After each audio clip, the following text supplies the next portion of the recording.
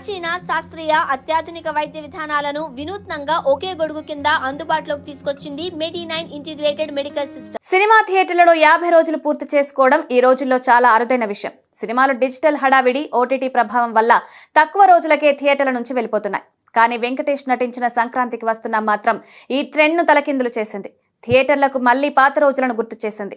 Content నచ్చితే జనాలు theatres కు వస్తారు అని ఈ సినిమా రుజువు చేసింది. ఫైనల్ గా 50 రోజులు పూర్తి చేసుకుని 92 థియేటర్లలో విజయవంతంగా ప్రదర్శితమవుతుంది.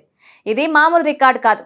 ఈ ఫిలిం కేవలం వసూళ్ల పరంగా మాత్రమే కాదు, సుదీర్ఘ ప్రదర్శన విషయంలో కూడా హిస్టరీ క్రియేట్ చేసింది.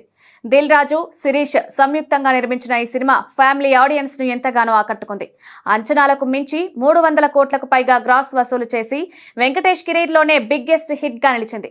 ఇది కేవలం వెంకటేష్ కి మాత్రమే కాదు, అనిల్ రావిపూడి, నిర్మాతలు, టీం అంతా కలిసి అందుకున్న గొప్ప రికార్డు. సాధారణంగా కమర్షియల్ సినిమాలు మొదటి వారం హవా కొనసాగించి ఆ తర్వాత ఓటీటీలోకి వెళ్ళిపోతాయి. కానీ సంక్రాంతికి వస్తున్నా మాత్రం 3-4 వారాల తర్వాత కూడా స్టడీగా రన్ అవుతూ 50 రోజుల రికార్డు చేరుకుంది.